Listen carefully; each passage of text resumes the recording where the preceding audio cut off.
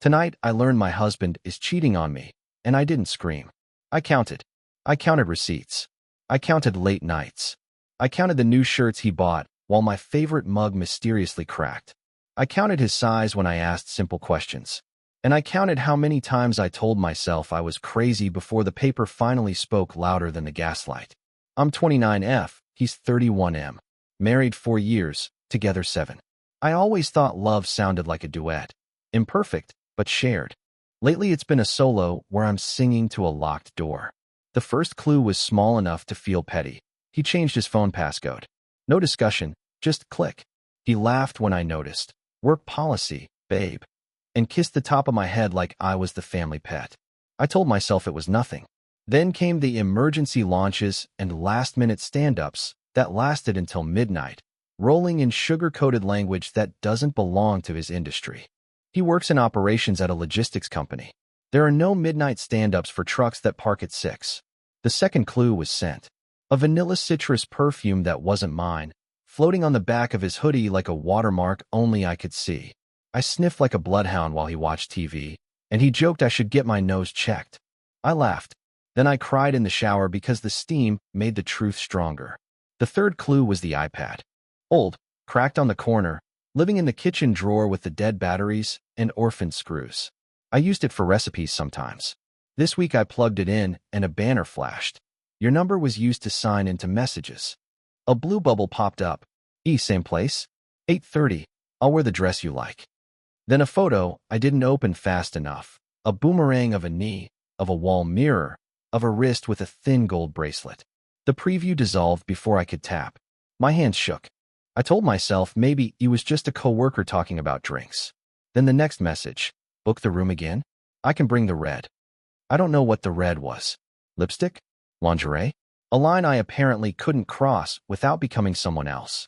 I closed the iPad, put it back in the drawer, and walked outside like the air could rinse me. It was a Tuesday. A completely normal Tuesday, except my marriage had a hole in it that whistled when the wind hit just right. I didn't confront him that night. I made pasta and asked about his day and smiled, because I wanted my face to remember how. He told me he had a vendor dinner, Thursday, and might be late. He kissed my cheek, the same cheek he'd kissed every night, and for the first time it felt like a receipt. Wednesday, I started counting for real. I checked our joint savings. A month ago, we had an emergency fund that took 2 years of saying no to little luxuries to build. Today, it was down by $5,200. I scrolled through transactions. Boutique hotel with a bird logo. 2 charges at a high-end restaurant we've marked someday since our honeymoon. A jewelry store I recognized because I window shopped there when I felt brave. The memo said, gift, monogram bracelet. The initials were not mine. I want to be honest here, I spiraled. I called my best friend, K, 30F, and said the words like they might burn less if we shared them. She said to breathe, to document, to not confront until I had more. If he's willing to lie, he'll just lie snappier, she said. K is a nurse who's seen a lot of blood. She knows how to compress until help arrives. So I documented. I took screenshots of the bank app and emailed them to a new address I made for myself at 3 a.m. I photographed the hoodie that smelled like oranges and something more expensive. I checked the iPad again and found fragments that looked innocuous if you didn't know how to read them. Thursday's better. Same place. Husband, can't wait. I learned to take pictures fast because messages started disappearing like they were ashamed of me knowing. On Thursday, I put on lipstick I never wear and told him I was going to a late yoga class. I don't do yoga. I sat in our car 3 blocks from the boutique hotel and watched the front door like a patient ghost. At 8:27 p.m., he walked out of a rideshare and into the hotel, not looking left or right, in the shirt I bought him for our 3rd anniversary. At 8:38, he walked in. She was not what I imagined because I never let myself imagine. She was nice-looking, in a normal, ridiculous way, like the kind of woman who would apologize when the waiter bumped her chair, then tip 25% anyway. She wore a red dress and a gold bracelet that flashed when the door revolved. It didn't flash at me. It flashed at the idea of me, of wives who buy shirts and mugs and think they're building something. I didn't go inside. I didn't scream. I wrote the room number down when I saw him text it through the lobby window. He holds his phone up when he types, a habit I used to tease him about. I sat in the car and let myself want to smash every window in the world. Then I turned the key and went home. On the kitchen island, I left 2 plates and 2 forks like a ritual that used to mean hope. Then I put them away because hope is heavy when it's wrong. He came back at 11:51 like a man who's worn the same alibi too long. I asked how the vendor dinner was. He said, productive. He smelled like cinnamon cocktails and lemon hand soap. I said, I'm glad, and went to brush my teeth until my gums felt like they were trying to leave. Friday morning, I set up a meeting with myself. I opened a blank note and wrote 3 columns. Evidence, story he'll tell, what I know. Boutique hotel charges, vendor dinner went late, room for conference call. There are conference rooms at his office. There are no conference rooms with king beds. Jewelry store gift for you, surprise. He never hides gifts well. Also, my initials are naughty, R. iPad messages, co-worker, inside joke. Co-workers don't send boomerangs from hotel mirrors. Savings withdrawals, short-term loan to a friend. Friends pay interest. Mistresses pay in compliments. I told myself I would confront him Saturday morning when we had time to talk like civilized strangers. I lasted until Friday night. It wasn't planned. He tossed his jacket onto the couch and the gold bracelet. The bracelet peeped out of the inner pocket, snug in a velvet pouch with the receipt folded like a fortune. I held it up without ceremony. What is this? He blinked, genuinely confused that the world had tilted without warning. A gift? For who? You. He said it quickly, like speed would varnish it. My initials are naughty, R. He looked at the receipt, then at me, then at the wall, as if the wall might throw him a line. It's a supplier. We did a raffle thing for staff appreciation. I paid out of pocket. It's reimbursable. You bought a monogram bracelet for a raffle? He smiled. It's aspirational.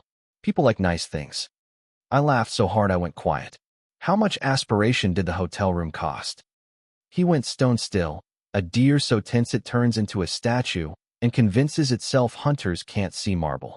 What hotel? The one with the birds. Thursday, 8:38 p.m. Room 224. Something in him changed then. He chose a path. You are being paranoid. He said it gently, like he was the one calming me. You've been stressed. Work's been hard. You should talk to someone. You always think the worst. Stop. My voice came out soft because if it came out loud, the building might fall. Don't put your lies in my mouth. He kept going, because momentum is a liar's best friend. If you keep accusing me of things, I can't be in this marriage. You make me feel like a criminal when I'm out here trying to provide. For E. His jaw flickered. If the truth is a person, it flinched. Then he did the thing I didn't expect. He got angry. Why are you snooping? Do you know how invasive that is? Checking my accounts? Reading my messages? That's insane. Insane. There it is. The word that makes you doubt your name. I didn't throw the bracelet. I placed it back in his jacket like I was returning a heart I didn't order. You're spending our savings, I said, on hotels and dinners and jewelry that doesn't have my initials. And if you say paranoid one more time, I will start filming and the only thing on that tape will be your mouth. He huffed, shook his head, and walked away like I was the problem he couldn't fix. He took a shower and hummed. I sat on the floor with my back to the bed and counted the tiles in our bathroom. 92. The grout is gray, darkening near the toilet. I don't know why that detail matters, but it's where my mind went when my life needed somewhere to rest. Kay said to stay calm and keep collecting. You can't argue someone out of lying, she texted. You can only make lying expensive. So I made a plan. No lawyers. No courtrooms. No podiums or gavels or forms that freeze your blood and turn private pain into public paperwork. He doesn't deserve that ceremony. He deserves the truth in a language he speaks. Audience, image, applause. I don't want damages. I want silence when the music stops and every person he performed for realizes the show was him. The universe, which has a tacky sense of humor, gave me a stage. His company is celebrating a new contract next week. A town hall plus mixer, spouses invited, with a slideshow of our people in their element. My husband is in charge of AV because he's good with tech. He is not good with tech. I am. I built my living out of decks and demos when I ran marketing for a startup that died in a blaze of venture capital glory. I know how to make a room watch something they can't look away from. And I know how to label a file so that when a man in a navy blazer needs it fast, he clicks without reading. Saturday, I smiled when he told me about the mixer. I kissed his cheek and asked if he needed help with slides. He puffed up like a bird and said he had it under control. I said, great. But just in case, I'll export the deck to a backup drive. On Sunday, while he mowed the lawn, I made 2 folders on a USB, mixer_final and mixer_final_final. In the first, the actual slideshow, all adorable boomerangs of teams clinking glasses, customer quotes, drone footage of warehouses at sunset. In the second, the same deck, plus 3 slides at the end that look exactly like the others until they don't. Slide 1. A calendar screenshot with his vendor dinner, blocked in purple, and the boutique hotel reservation confirmation email open beside it. Slide 2. The jewelry receipt with E.R. circled, the bracelet's product photo enlarged to fit the screen, tasteful as a surgical light. Slide 3. A black slide with white text. Not an accusation, not a scream. Just a fact and a timestamp. You lied to your wife. Room 224. 8:38 p.m. I counted. No names. No faces except his, blurred tastefully in a reflection he didn't notice. Enough to make the room feel the drop in pressure. Enough for E. If she's there, she often is at these things, to feel the red dress cut. Is this cruel? Maybe. Is it public? Yes. Is it legal? I won't be dragging anyone to court. I won't be sending a mass email. I won't be doxing. I will be showing a slideshow my husband is responsible for at an event he invited me to, using assets he loaded himself because of course he'll grab the folder named final_final. People love to double final things when they're nervous. I can hear the objections already. Take the high road. I lived on the high road for years. The view is beautiful. The tolls are brutal. Sometimes you have to take the road that leads you out of town. There's one more piece. Money. Not because I want his, but because I want mine back. While he was in the shower tonight, singing, I transferred the remaining joint savings to a separate account in my name. Not hidden, just safe. I left $300 as a courtesy, so he can buy whatever story he wants for a couple more days. I also paused the credit cards and downloaded statements, so I can see every emergency that bought someone else dessert. Am I scared? Completely. The kind that keeps your shoulders near your ears even when you sleep. But there's a strange calm under it, like a lake under fireworks. I know who I am without the mirror he handed me. I know how to tell a story. And I know that if he thinks he can narrate me as paranoid, I can write a better script. I haven't told my family yet. My mom will say, work it out, because her generation saved marriages like they were quilts. Mend, mend, mend. My dad will fall silent and start fixing a door hinge because that's how he prays.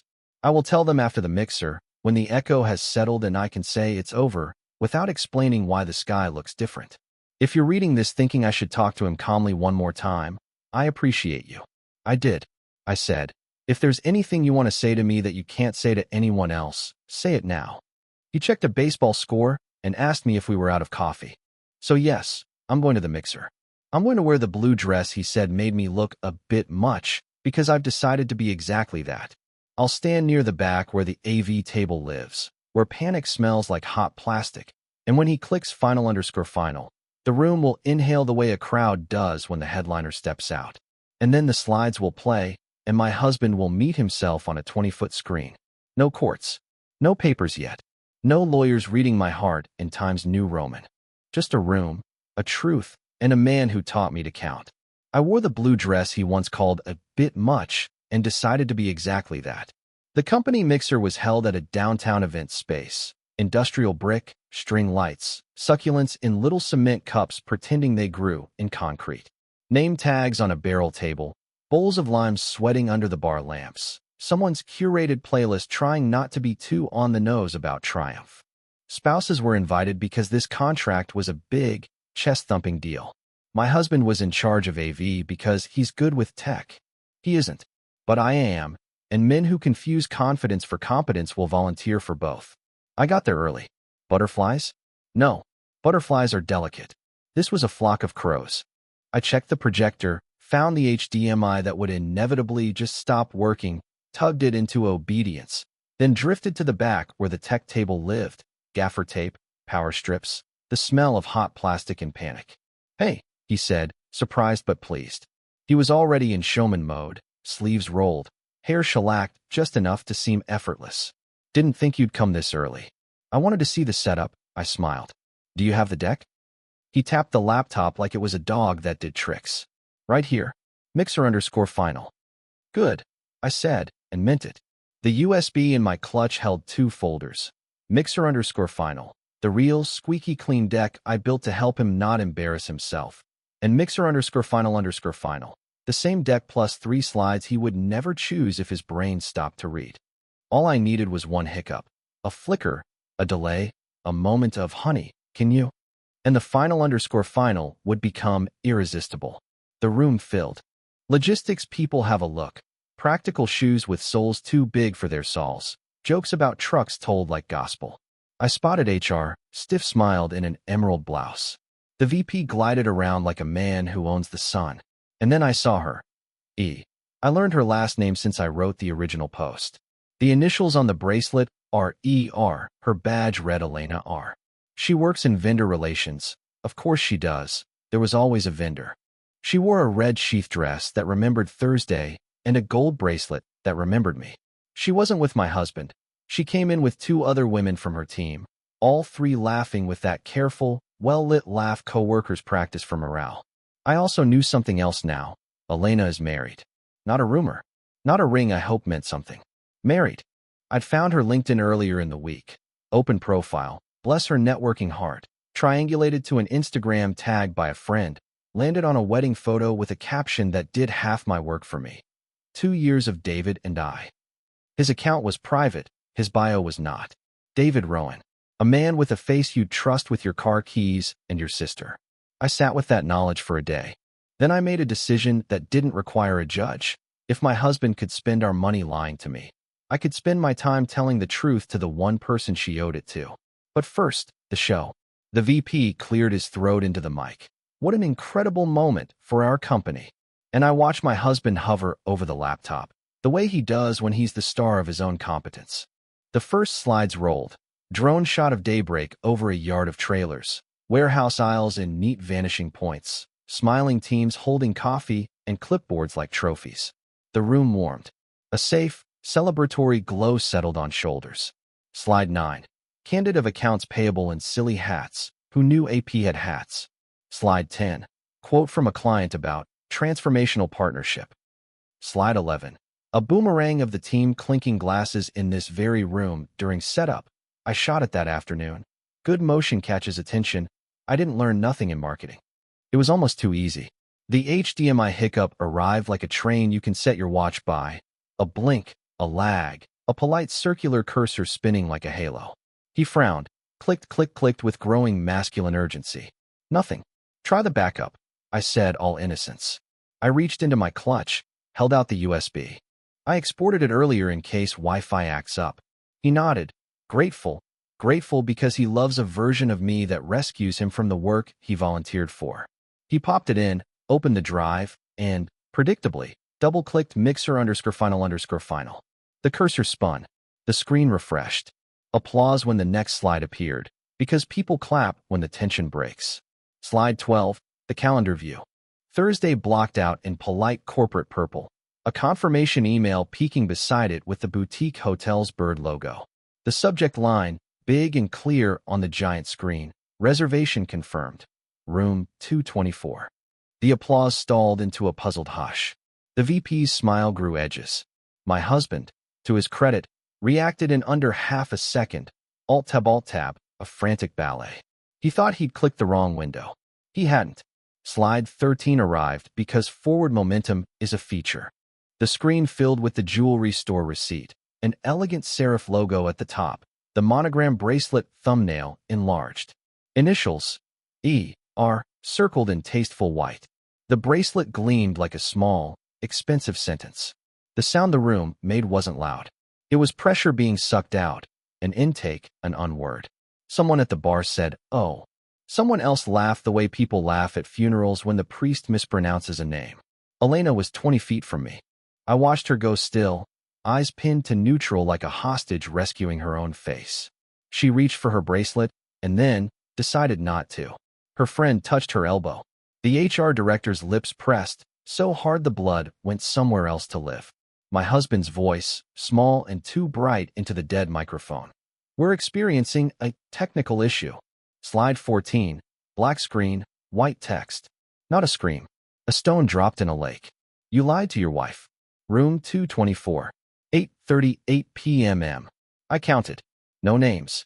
No accusations with verbs that get you sued. Just the truth with a timestamp, like a receipt you can't refund. Silence is theater when 100 people choose it at once. The VP snapped to someone in back, "Kill it." And the projector went dark. Lights came up too far. The illusion that makes events evaporated, and suddenly we were just in a rented room with finger food drying by the second. My husband turned, found me in the back like magnets recognize metal. "What did you do?" He hissed when he reached me, voice pitched low for the performance of privacy in public. His hands hovered, not daring to touch. I tilted my head at the dead projector. "You opened the file labeled final," I said. "Like you always do. Do you have any idea what you've removed the word paranoid from your dictionary?" "Yes." He tried the anger he wears when he misses a free throw. "This is my job. You've humiliated me in front of—" "Oh, look at that," I said softly. "We're talking about humiliation now." The HR director materialized, professional concern radiating off her like an expensive perfume. "Let's find a quiet place," she said, eyes flicking between us, then over my shoulder to where Elena was no longer standing. A red silhouette on air. "I'm fine," I told HR. "But if you'd like a copy of the deck for your files, my husband knows which folder to use." She swallowed. Behind her I could see ripples, whispers, texts blooming on screens, the VP's jaw nodding like a clove hitch. I didn't gloat. I didn't raise my voice. I did what I came to do. I introduced him to himself, the version of him he'd worked so hard to make sure I never met. I didn't stay to watch him try to pour the glitter back into the jar. I slipped out the side door, past a stack of rented chairs, into the cool night where the city hummed like it always does, indifferent and therefore kind.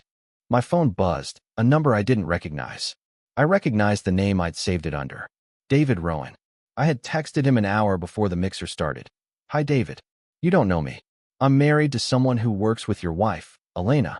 I believe we should talk. I have information and proof. If you're willing, meet me after the company mixer at 9:30 p.m. at Harbor Cafe. I'll be wearing a blue dress. I'm not here to embarrass you. I'm here to tell you the truth that I wish someone had told me." I added 2 photos, a cropped shot of the bracelet receipt, and a screenshot of a hotel confirmation email with dates that matched Thursday. He had replied 10 minutes later. "I'll be there. Are you still at the cafe?" He texted now. "Corner booth," I wrote. "Blue dress." I walked the 3 blocks with my heart thudding a tempo I could march to.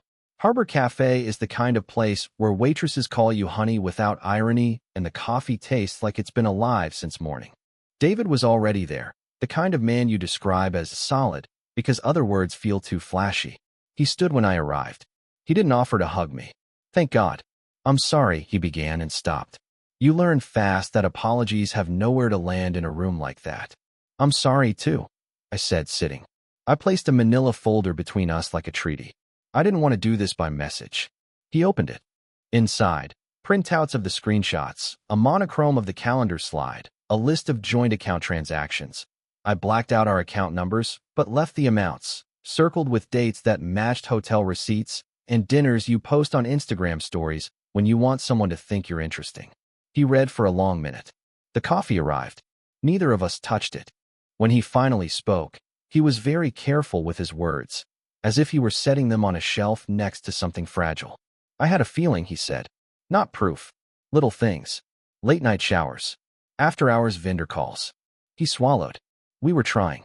Counseling. Or I was trying. I don't know." He chuckled, and it wasn't a happy sound. "Thank you for telling me. You didn't have to." "I wanted to know," I said. "If the roles were reversed. I would want to know before I wasted any more of." I stopped because we both knew the rest. "Can I keep these?" He tapped the folder. "Yes," I said. "Use anything you need." I had printed duplicates. The USB in my clutch had a copy, too, because I have learned redundancy the way you learn not to touch a hot pan twice. He nodded, looked at me fully for the first time, and I saw the moment when shock rearranges a person's face into someone they don't recognize yet. "Are you okay?" "No," I said, "but I'm not drowning." That felt true. I was treading water with my chin up and the shore in math distance. We talked for 20 minutes. Not about revenge as blood sport, but about practicalities, separate bank accounts, a spare bedroom at his brother's if he needed space, the holidays that were now a minefield mapped in pencil. He didn't ask me for details. I didn't ask him for his. We didn't become friends. That would have been a lie. We became witnesses. When we stood to leave, he said, "What will you do now?" "Sleep at home," I said. "Alone?" He nodded. "I'll text you if I need to confirm anything." He paused. "I might tell her tonight." I didn't tell him about the slides. He would find out soon enough if he hadn't already. On the walk back, my phone lit up like a slot machine. "Husband, where are you?" Then, "We need to talk right now." Then, "What is wrong with you?" Then, "Answer me." Then nothing, a silence that said he was driving. I got to the house first. The porch light did its best imitation of normal domestic warmth. I had, earlier that afternoon, moved his basic essentials to the garage. 2 changes of clothes, a set of toiletries, shoes he actually wears, not the ones he poses in. I changed the Wi-Fi password and paused his profile on the streaming apps, not because I wanted to be petty, but because it felt important to stop him from putting my life on autoplay. I switched the chain on the door. I boiled water for tea because my hands needed a task that ended. He banged the door in the rhythm of a man who thinks doors are for other people. "Open up." I did not. The chain stayed. We spoke through 3 inches of wood and 1 inch of air. "You humiliated me," he began, the thesis he thought would pass peer review. "In front of my company. You made a scene.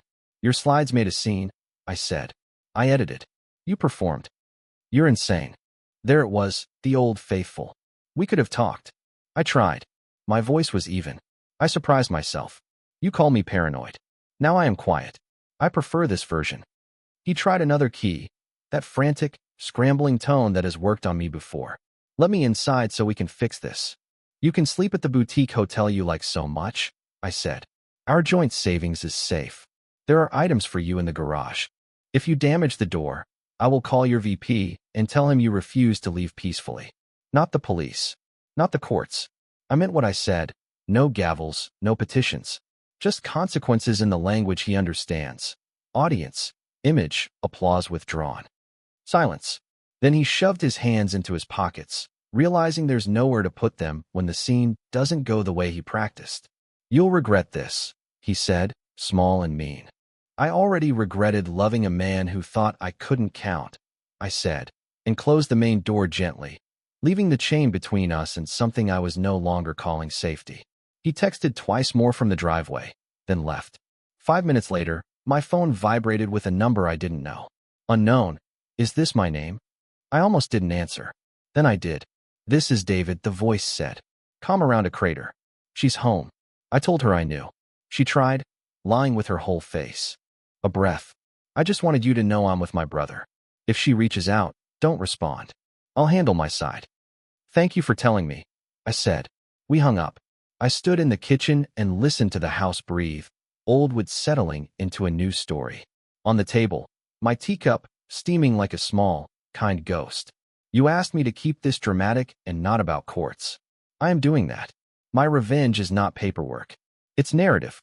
It's refusing to be the only one who has to carry the truth and smile. It's telling the person who deserved to know, her husband, what no one told me. It's putting the spotlight where he lives and letting the room see what I saw." What happens next? Tomorrow, people will whisper in break rooms. HR will book a conversation. My mother will call after someone's aunt texts someone's cousin and say, "Is everything okay?" I will say, "Define okay," and then tell her the short version because she is not the audience for the long one. And Elena? I don't know. Maybe she will spin. Maybe she will cry. Maybe she will write me an essay about how unhappy she was. That's her story to perform. Mine is finished with applause I didn't ask for. I'm not naive about fallout. There will be petty punishments, group chats I get removed from, mutual friends taking his temperature like he's the patient. He might try a last-ditch narrative, abusive wife, controlling wife, hysterical wife, because some men keep those scripts in laminated sheets. But the slides are out. The bracelet exists. The calendar invites don't care if he emotes. Tonight I'm sleeping in my own bed with 3 pillows because I get all of them. Tomorrow I'll box the sentimental things that don't deserve to be collateral damage. I'll start forwarding my mail back to me. I'll put a post-it on the fridge that says, "Remember, you are not crazy. You counted." And yes, because you asked me to include it explicitly, I told the mistress's husband. I looked him in the eye and gave him the respect of the truth. Not to weaponize him, not to make a team, but because secrets rot in the dark and grow a smell that clings to you even after you leave the room. There will be another update. I can feel the day gathering itself. HR meetings, family fallout, the strange cultural gymnastics people do to avoid naming a simple thing. I'll write it down when the words stand still. For now, the house is quiet. The chain is hooked. The tea is cold. The crows have landed somewhere else. The morning after the mixer felt like the kind of quiet a theater has when the crew is sweeping confetti no one remembers throwing. My phone was a museum of reactions. Coworkers I barely knew sending "Are you okay?"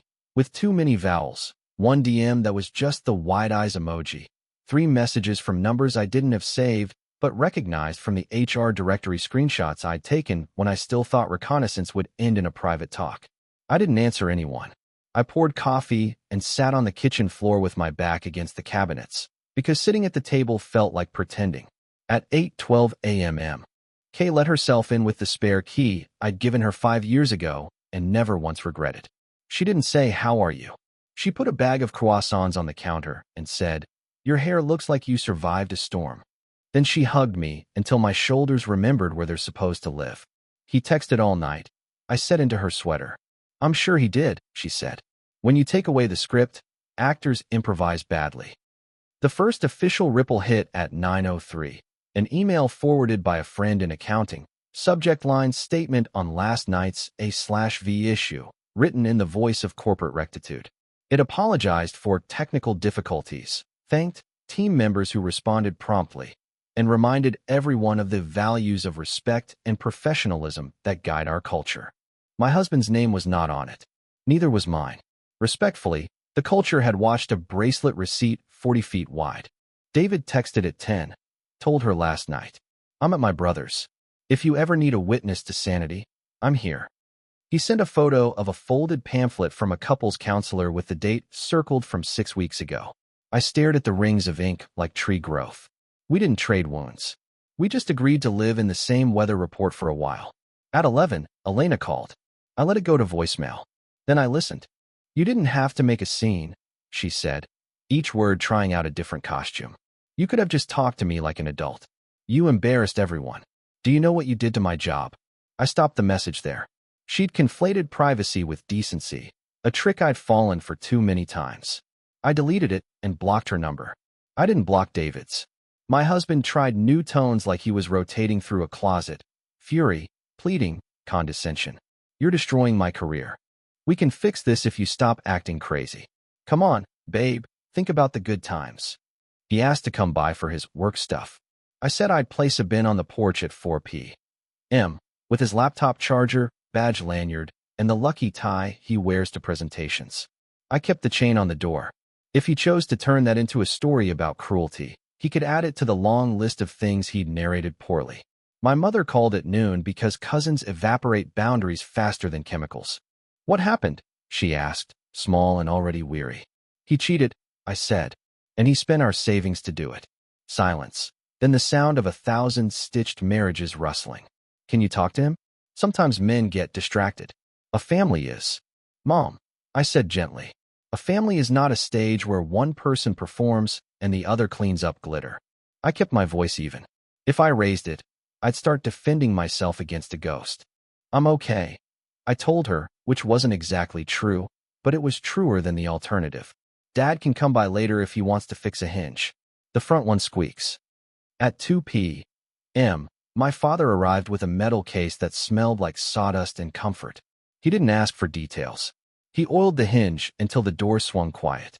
"There," he said, wiping his hands on a rag. "Things should open and close when you want them to." It was the only sermon I could hear. The bin on the porch at 4 p.m. looked like a lost and found for a man I didn't recognize anymore. He came right on time, in that punctual way of people who want to control variables. He didn't look up at the windows. He just lifted the lid, took what he needed, and left a note scrawled on the back of an old receipt. "We need to talk to my parents tonight. 7 p.m. They deserve to hear our side. Our side. The pronoun did a lot of heavy lifting. 7 o'clock at his parents' house was already on the calendar. His mom had planned a post-mixer dinner for immediate family to toast the contract. Before the slideshow happened, he'd told me to bring a dessert. I decided to keep the RSVP and bring something else. I printed 7 pieces of paper, the hotel confirmation, the jewelry receipt with E.R. circled, a neat list of joint account withdrawals over the last 6 weeks. I rolled each page like a menu and slid them into linen napkins, napkin rings made of truth. I packed a small overnight bag and left it in my trunk, not because I was running, but because I understood how nights can turn into next days against your will. His parents' dining room has a bowl of lemons in the center of the table that has never once been disturbed by zesting. His mother met me with a kiss that smelled like powder and denial. "I wish you hadn't done whatever that was last night," she whispered as she led me in. "These things are private." "And yet," I said, "they were happening in public for months." I said it without heat. I wasn't there to light a match. I was there to stop pretending there wasn't already a fire. We sat, his parents at the heads, his sister and her boyfriend to my left, my husband across from me in a shirt I'd ironed last year and would never iron again. He tried the smile that used to charm waiters into free desserts. Before anyone could clink a glass, I touched my napkin ring and said, "I brought a different dessert." My voice was steady. I have never been more grateful for the time I spent running demos with venture capitalists. Nerves are the same animal in every room. "What does that mean?" his mother asked, brittle. "It means," I said, "that I'm finished carrying this alone." I nodded toward the napkins. "Please open those." The sound of paper unrolling is surprisingly loud when the room decides to shut up. His father's eyes moved left to right, then back again, like a man learning a language he thought he already spoke. His mother's lips shaped the initials E.R., like a prayer and a swear at the same time. His sister inhaled sharply enough to move the fake lemons. My husband stood so fast his chair squealed. "This is insane," he said, "because he keeps that word laminated." "She hacked me. She's been spying." "Spying is when you watch without cause," I said. "Counting is when you add up what's been placed in front of you." I didn't look away from his mother. He used our savings. He booked hotels. He bought jewelry with another woman's initials. When asked, he called me paranoid. His father placed his paper down with the care of a man handling a hot pan. He looked at his son like he was choosing between 2 roads he'd never imagined needing. "Is it true?" he asked, in the voice that used to call him in for dinner. My husband opened and closed his mouth twice. "It's complicated." "It isn't," I said. His mother tried to build a ladder out of words. "We don't know the whole story. Maybe the bracelet was for a supplier raffle. They do that." "We do not." His sister cut in quietly. "Mom." There it was, the sound of a family shifting around a new center of gravity. Not an explosion, a settling. "I won't raise my voice," I said, "and I won't stay long. I came to say this once, where the echo doesn't get distorted. I'm leaving the marriage you think you know." I didn't make that decision at the mixer. I made it when he chose to tell me I was crazy instead of telling me the truth. My husband's face pinched into a child's outrage. "So you're just going to what? Blow up my life?" "Your choices lit the fuse," I said. I moved the candle closer. I slid my wedding ring off and set it gently on the table beside the bowl of lemons. It looked small there, like a coin left for a ferryman I didn't know anymore. "There will be logistics," I continued. "I'll email you a list of items I'll take from the house in 2 days. After that, I'll schedule a time for you to collect anything you want that isn't mine. If you show up without confirming, the door will stay closed." His mother dabbed at the corner of her eye, not crying so much as signaling that she understood the ritual required tears. "What about church?" she asked me, which was her way of asking about forgiveness. "What about fixing things?" "I did," I said, standing. "The hinge." On my way out, his sister followed me to the porch. "I'm sorry," she said, clutching her cardigan like a shield. "He's always been good at the version of himself he thinks he is." "I know," I said. "That's the version I married. Do you need anything? Boxes? A guest room?"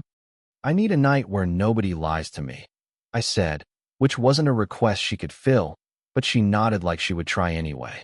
Back home, I made the practical moves that feel like algebra, but are really boundaries with decimals. I ported my phone number to my own plan. I changed the auto pay on the utilities to my card and removed his email from notifications. I created one shared document titled Logistics and Decisions with 3 rules at the top. 1. No in-person discussions without a third party present. 2. No texts, only email, so words have time to behave before they leave. 3. No rewriting the past in the future tense. He replied within the hour with a paragraph that tried to put my heart on trial in the court of his convenience. I responded with 2 sentences. I will not debate facts. See the document for next steps. Then I closed the laptop and went for a walk because the night air was the only witness I needed. I know some of you want scorched earth. So do I, in the lizard part of my brain that wants to see glass glitter. But I'm building something that will last longer than a smash. A life that doesn't flinch when the phone buzzes. My revenge is already public and personal, and, most importantly, enough. There's one more thing I intend to do, and it won't involve a judge or a courtroom or a podium. It will be my last performance. Not a slideshow, not a dinner, but a goodbye that leaves the stage with the lights still on. I'll write when it happens. I promised one last performance without a judge, a gavel, or a podium. Here it is. 2 days after the dinner at his parents' house, Kay arrived with coffee, tape, and a playlist titled Exit Music for me. We packed with the kind of efficiency heartbreak teaches. Keep what's yours, label the rest, don't argue with a toaster. My dad brought boxes and tested the newly oiled hinge like a proud mechanic. Opens and closes when you want it to, he said, patting the door. Bless the sermon. HR fallout came in corporate dialect. He was placed on administrative leave pending review of conduct unbecoming, which is a long way of saying, we can't pretend we didn't see the screen. AV duties reassigned. An all-hands about digital hygiene that didn't mention me, but might as well have. Elena took personal time. David texted once more, staying with my brother longer. Thank you for telling me when no one else would. We are not friends. We're simply 2 people who stopped drowning and learned where the shore is. I didn't call a lawyer. I met with one and learned what my options were, then closed the folder and put it in a drawer under the blender instructions. Not because I'm saintly, but because the courtroom requires a performance I'm done auditioning for. I moved money that was mine, took what belonged to me, created a shared doc for logistics, and refused to narrate for him anymore. The rest can be simple math later. The last thing left was goodbye, to the house, to the script, to the quiet erosions I let pass as weather. I set it up like a demo, because that's the language my hands speak when my heart is loud. At 8:25 p.m. Kay and I did a final sweep. The walls were unfussy and honest. The rooms looked like a pause instead of a wound. On the kitchen counter, I left 3 items. 1. My set of keys on a blue ribbon. 2. The projector clicker from the mixer. 3. A note, 1 sentence long. I won't be counted out, only up. I'd also programmed the smart plugs, my account, my tech, to do one last thing. At 8:38 p.m., the time stamped on the hotel confirmation, the house turned on every lamp. Not bright, not cruel, just on. The living room glowed like a stage without actors. The hallway lit up like a runway you could use to leave or land. The staircase lamps blinked in a soft sequence. 1, 2, 3, then held. Lights still on. No one to dim them. That was my last performance. Not a spectacle, a signal. A way to say, this place will not be dark just because you lied in it. I locked the door from the inside, stepped out the back, and let it click shut behind me. Kay squeezed my hand like she was checking my pulse and found it steady. We drove to my new apartment, where the windows are big and the floor creaks in vowels. I carried in the first box like a ritual, mugs, because starting again requires something to hold warmth. He texted at 9:02. What did you do to the lights? I didn't reply. The automations would shut them off at 10. The house could keep its own schedule now. The days after were a slow unspooling of habits I didn't know I could quit. I slept diagonally. I bought the good olives. I set my own Wi-Fi password and named the network counted because why not be on the nose for once? I wore the blue dress to the grocery store and nobody called it a bit much. I opened a new bank account and a new document titled Things I Like, which currently includes stone fruit, hands that don't flinch, the click a hinge makes when it isn't fighting you. People picked lanes. A few mutual friends texted diplomacy like a sport. I benched them. His sister dropped off a box of my books with a card that said, I'm sorry we clapped for the wrong scenes. My mother apologized in the only way she knows how. She arrived with soup, then left Tupperware in case you need it, which is her language for love. Dad came over to hang the first picture frame. Straight? He asked. Straight enough, I said, and we both laughed more than the joke deserved. He tried once more to stage a comeback. Long email, rousing tone, a TED talk about growth. I replied with a paragraph that contained no adjectives. Return the garage door opener by Friday. Confirm your pickup time by email. Do not come inside. The old me would have softened the edges.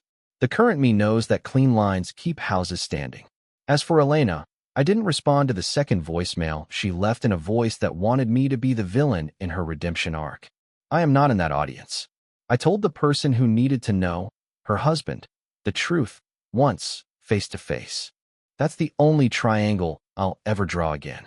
I keep thinking about the language of performance. How much of marriage is staging and rehearsal? How much of love is tech you don't see when the show runs well?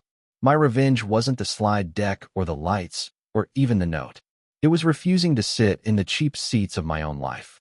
It was saying I am not crazy, I am counting, and then turning the math into motion. If there's a moral, I don't trust morals. It's this: you don't need a court to reclaim your voice. You don't need an audience to clap for your exit. You do need a hinge that opens when you choose, a friend with tape and playlists, and the nerve to leave the lights on as you go. I'm done posting here. The throwaway account can return to dust. I have a password to remember, olives to eat, a window to leave cracked because the night air is sweet in this part of town. At 8:38 p.m. Now, nothing dramatic happens. Lamps stay off unless I want them. The only countdown I keep is for the kettle. I counted. I chose. I left the stage with the lights still on. And then I turned out the ones that were mine.